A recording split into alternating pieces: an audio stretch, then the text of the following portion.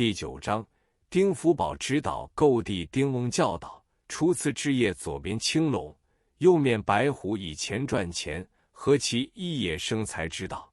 预定方针，汇集古钱，分别朝代康熙通报，以成西见外国得知，是同拱璧上海银元兑换的市价。后来已超过180枚铜元，俗称1800文。那时节又发行2种辅币，称作大洋，是十进制的，形式上看来是银角子，实际上银质较少而镍质较多。铜元也改为十进制的分币，不是纯铜制的，使用方便。丁翁教导：初次置业，我外游回来的第2天，拿了一些红枣和天津大白菜去送给丁福宝老先生。丁翁是吃长素的，见了这2样东西，欢喜得很。他说：自从你离开了我2个多月，我还在编纂《古钱大词典》，有许多关于编排的问题，缺少了一个人商量，真好像缺少了一只手。你现在的经济情况虽然很宽裕，每月仍希望来7、8次，谈谈就走。我只给你的月薪8元，请你不要嫌少，还是要接受的。我说：你老人家指点了我不少生财之道，这个月薪就可以免了吧？他说：不对，你不收这8块钱就看不起我。我说：你老人家既然这样说，那么我只有照常受薪，仍和以前一样办事。他听了这话，很是高兴。丁翁又说：我早年也到过北平，所费不过60元，包括购到不少古钱，现在价值高涨，所值至少超过400元。所以你这次收购书籍也是一个很好的计划。接着他又轻轻地问我：到底你现在手头有多少现金？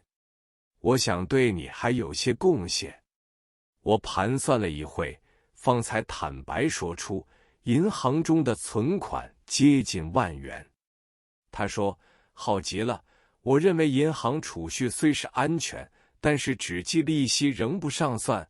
我为你着想，不如买一块地皮，地皮涨起来比什么都快。明天起每天早晨，我陪你到英大马路浙江路转角怡乐天茶楼，那边有不少俗称地鳖虫的人，即是买卖地皮的掮客。我们坐在那里，有许多人认识我，就会来兜售地产的。我听了甚表赞同，认为这种场合也应该去见识见识。于是由次日起，每天一早就到怡乐天会面。那时节每一壶茶是铜元8枚，茶叶很不错。我们一面谈谈《古钱大词典》的编印计划，一面就有不少地产掮客上来兜搭，有时还拿出几张小白纸，叫做白单纸，上面写明地皮几亩几分，坐落何处，开价几何。丁翁总是看上一回，摇摇头说：这些白单不合心意，如果还有好的，尽管拿来。如是者看了1个月的白单纸，才看中一张。丁翁说：这张白单不妨谈谈。原来这张白单的地产坐落静安4路愚园路、金常德路西段，占地共有3亩7分，所价6000元，单上只写几图：几宝、几甲，而没有马路名称的。那个掮客说：明天早上去看看如何？丁翁说：好。于是次晨我们一行3人坐了一架出差汽车，直驶那里，车资是1元2角。到了那边，见到愚园路面建筑的很好，但是2旁房屋不多，其余都是耕地，上面还种着菜。那掮客就指明了4指，即该地的东西南北4个界限。丁翁就问：这块地皮有没有盗窃？那掮客说：这是乡下人的田产，没有盗窃的。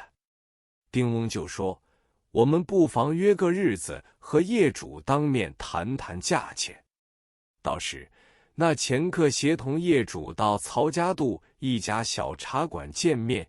业主共有4兄弟一起到齐，同时还来了一个保长。谈话时乱七八糟，好久才谈定了价格为5200元。丁翁说：“我们照规矩办，先付定洋200元，须由保长签收。”业主4兄弟同意了。谈完之后，他们拿出10几张田单，这种田单是极厚的桑皮纸写的，尺寸有3尺高，1尺半阔。上面是一张让与契，既无官厅的前记，又没有地皮的图形，只是写着东至、南至、西至、北至。让与契上面画着一条小河，两旁再画着几株树，下面签着让与人的姓名。受让人是4兄弟已故父亲名字，就在姓名下画一个押，因为乡下人多数不识字，只会画一个识字。我认为这种东西既非官厅文书，看来亦无价值，对买进的人也毫无保障。丁翁只问历年的税单全不全，那位保长说全的。丁翁就叫我把定洋付起，由保长签收，收条是木板印的，上面有保长的前记，这样就算初步成交了。当时茶资照例应由我付，而且还买了10几块定胜糕，分送给业主4兄弟，作为祝贺交易成功。业主和保长走了之后，我就和丁翁说，这样的让与契作为极为容易，假使买定之后，日后会不会发生纠葛？丁翁说，本来纠葛一定是很多的，但是有保长签字是靠得住的。我还要为你到会账局去查一查，查清了之后，由会账局来打4个木桩，确定了4纸，初步问题就解决了。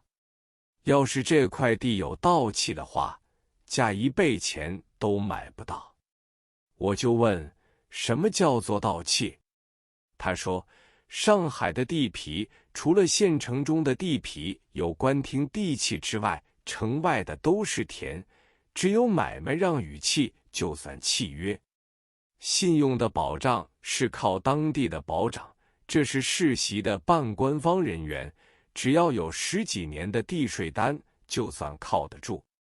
但是一部分乡下人坏得很，往往串通了保长，重做一张买卖契，又说是税单遗失，保长明知都是假的，由他向官厅再领一份地税单，本领大的可以一而再的补几份10几年的地税单，因此纠葛就来了。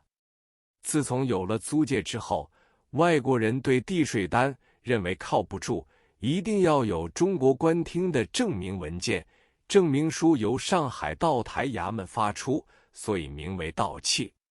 但是从前政局不安，上海道台也常常更换，所以一切地产买卖除了盗契之外，还要由外国律师证明，那么这块地皮就确实有了保障。这些手续别人不懂，我全懂，你这件事由我一手包办好了。我就深深地向他道谢。